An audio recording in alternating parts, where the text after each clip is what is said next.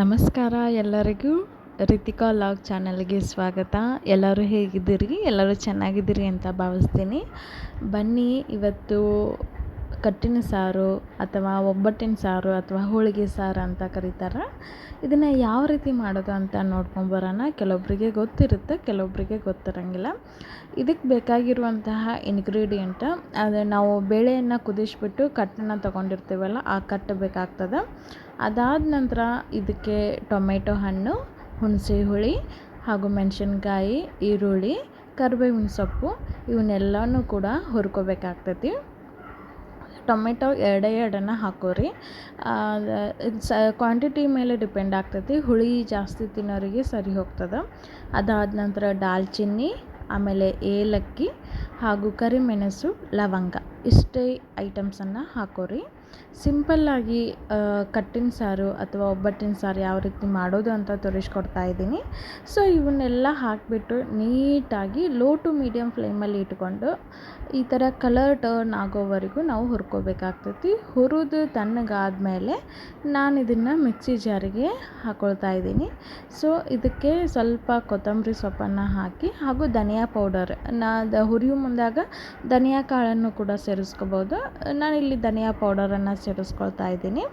ಅದಾದ ನಂತರ ಇದನ್ನು ನೀಟಾಗಿ ನಾನು ಮಿಕ್ಸಿಯನ್ನು ಮಾಡ್ಕೊಂಡು ಬಂದೆ.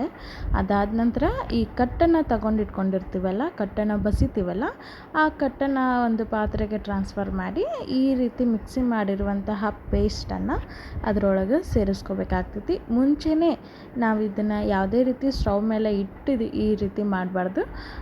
ಮುಂಚೆನೇ ಈ ರೀತಿ ನಾವೆಲ್ಲನೂ ಬೇಸನ್ನು ರೆಡಿ ಮಾಡ್ಕೋಬೇಕಾಗ್ತೈತಿ. ಅದಾದ ನಂತರ ಹುಣಸೆ ಹುಳಿ, ಇದಕ್ಕೆ ಹುಣಸೆ ಹುಳಿ ಹಾಕಲೇಬೇಕು, ಅಂದರೆ ಚೆನ್ನಾಗಿರ್ತದೆ.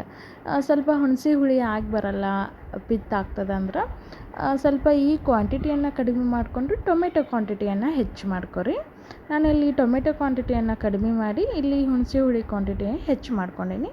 ಸೊ ಇದಕ್ಕೆ ಇದನ್ನೆಲ್ಲ ಬೇಸ್ ರೆಡಿ ಮಾಡಿಕೊಂಡು ಸ್ಟವನ್ನು ಅಂಟಿಸಿ ಸ್ಟವ್ ಮೇಲೆ ಈ ಪ್ಯಾನನ್ನು ಇಟ್ಟು, ಅದಾದ ನಂತರ ನಾನಿಲ್ಲಿ ಒಂದು ಚಿಟಿಕೆ ಆಗುವಷ್ಟು ಅರಿಶಿನ ಪುಡಿ, ಉಪ್ಪು ಮತ್ತು ಟೇಸ್ಟ್ ಬ್ಯಾಲೆನ್ಸ್ ಮಾಡಲಿಕ್ಕೆ ಬೆಲ್ಲವನ್ನು ಹಾಕಿ, ನಾನಿಲ್ಲಿ ಟೋಟಲಿ 3-4 ಲೋಟದಷ್ಟು ನೀರನ್ನು ಹಾಕ್ಕೊಂಡು ಹಾಗೂ ಸಾಂಬಾರು ಪೌಡರನ್ನು ಸೇರಿಸ್ಕೊಂಡು ಈ ರೀತಿ ಲೋ ಟು ಮೀಡಿಯಮ್ ಫ್ಲೇಮಲ್ಲಿ ಇಟ್ಕೊಂಡು ಒಂದು ಕುದಿ ಬರೋವರೆಗೂ ನೀಟಾಗಿ ಕುದಿಸ್ಕೋಬೇಕಾಗ್ತೈತಿ. ಅದಾದ ನಂತರ ನಾವು ಮೀಡಿಯಮ್ ಫ್ಲೇಮಲ್ಲಿ ಇಟ್ಕೊಂಡು ನಾವು ಇದನ್ನು ಕುದಿಸ್ಕೋಬೋದು. ನೀವೇ ನೋಡ್ತಾ ಇರ್ಬೋದು ಕುದಿನೂ ಕೂಡ ಎಷ್ಟು ಮಸ್ತಾಗಿ ಬಂದೈತಿ ಅಂತ. ಈ ರೀತಿ ಕುದಿ ಬಂದಾದಮೇಲೆ ನಾನಿಲ್ಲಿ ಚಿಕ್ಕ ಚಿಕ್ಕದಾಗಿ ಕಟ್ ಮಾಡ್ಕೊಂಡಿರುವಂತಹ ಕೊತ್ತಂಬರಿ ಸೊಪ್ಪನ್ನು ಕೂಡ ಸೇರಿಸ್ಕೊಂಡೀನಿ. ಆ ಕಲರ್ ಆಗಿರ್ಬೋದು, ಆ ತಿಕ್ನೆಸ್ ಆಗಿರ್ಬೋದು, ಇದಕ್ಕೆ ಸ್ವಲ್ಪ ತಿಳಿ ಇರಬೇಕಿದು. ಈ ಸಾಂಬಾರು, ಕಟ್ಟಿನ ಸಾರು ತಿಳಿ ಇರಬೇಕು. ಅಂದರೆ ಇದು ಸಾಯಂಕಾಲ ಇಲ್ಲ ಒಂದಿನ ಇಟ್ಟರೂ ಕೂಡ ಇದು ಚೆನ್ನಾಗಿರ್ತದೆ, ಅಂದರೆ ಗಟ್ಟಿ ಬರ್ತದೆ, ಇದು ಇಟ್ಟಂಗೆ ಗಟ್ಟಿ ಬರ್ತದೆ. ಸೊ ಹೀಗಾಗಿ ನಾವು ಮಾಡುವಾಗ ಒಂದು ಸ್ವಲ್ಪ ತಿಳಿ ಮಾಡಬೇಕು. ಅದರ ಟೇಸ್ಟ್ ಮಾತ್ರ ಅಮೇಝಿಂಗ್ ಆಗಿರುತ್ತೆ. ನಾನು ಟೋಟಲಿ ಒಂದು ಉತ್ತರ ಕರ್ನಾಟಕದ ಸ್ಟೈಲಲ್ಲಿ, ನಮ್ಮಮ್ಮ ಮಾಡುವಂತಹ ಸ್ಟೈಲಲ್ಲಿ ಈ ಕಟ್ಟಿನ ಸಾರು ಯಾವ ರೀತಿ ಮಾಡೋದು ಅಂತ ತೋರಿಸ್ಕೊಟ್ಟಿದ್ದೀನಿ. ಭಾಳ ಸಿಂಪಲ್ ಮೆಥಡಲ್ಲಿ ತೋರಿಸ್ಕೊಟ್ಟಿನಿ.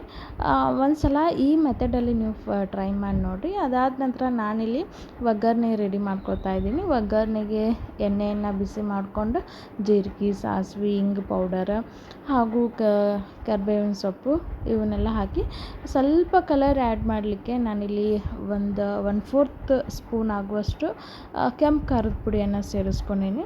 ಸೊ ಇದರಿಂದ ಏನಾಗ್ತದೆ, ಒಗ್ಗರಣೆ ಕೂಡ ಮಸ್ತ್ ಟೇಸ್ಟ್ ಇರ್ತದೆ ಹಾಗೂ ಕಲರು ಕೂಡ ಮಸ್ತ್ ಬರ್ತದೆ. ನೀವು ಹಸಿಕಾಯಿ ಬೇಡ ಅಂದ್ರೂ ಕೂಡ ಸ್ಕಿಪ್ ಮಾಡಿಕೊಂಡು ಇಲ್ಲಿ ಒಣ ಖಾರ ಮಾತ್ರ ಹಾಕೋಬೋದು. ಸೊ ನನ್ನ ರೆಸಿಪೀಸ್, ನನ್ನ ವ್ಲಾಗ್ಸ್ ಇಷ್ಟ ಆದರೆ ದಯವಿಟ್ಟು ಒಂದು ಲೈಕ್ ಮಾಡಿ, ನಿಮ್ಮ ಫ್ರೆಂಡ್ಸ್ ಆ್ಯಂಡ್ ಫ್ಯಾಮ್ಲಿಗೆ ಶೇರ್ ಮಾಡಿ, ಪಕ್ಕದಲ್ಲಿರುವಂತಹ ಬೆಲ್ ಐಕಾನ್ ಪ್ರೆಸ್ ಮಾಡಿ. ಸೊ ಇದರಿಂದ ಎಲ್ಲ ನೋಟಿಫಿಕೇಷನ್ ನಿಮಗೆ ಬರ್ತಾವೆ. ನೋಡಿರಿ, ಇಷ್ಟು ಸಿಂಪಲ್ಲಾಗಿ ಕಟ್ಟಿನ ಸಾರು ಯಾವ ರೀತಿ ಮಾಡೋದು ಅಂತ ಹೇಳ್ಕೊಟ್ಟೀನಿ. ಒಂದು ದಿನ ಇಟ್ಟು ತಿಂದರೂ ಅಂತೂ ಟೇಸ್ಟು ಇನ್ನೂ ಕೂಡ ಡಬಲ್ ಆಗ್ತದೆ, ಮಸ್ತ್ ಟೇಸ್ಟ್ ಬರ್ತದೆ. ಸೊ ಫೈನಲಿ ನೀವೇ ನೋಡ್ತಾ ಇರ್ಬೋದು, ಟೇಸ್ಟಿ ಆಗಿರುವಂತಹ ಕಟ್ಟಿನ ಸಾರು ರೆಡಿ ಆಯಿತು. ನೀವು ಕೂಡ ಒಂದು ಸಲ ಟ್ರೈ ಮಾಡಿ ನೋಡಿ ಯಾವ ರೀತಿ ಬಂತು ಅಂತ ಕಮೆಂಟ್ ಹಾಕಿ. Thank you, bye bye.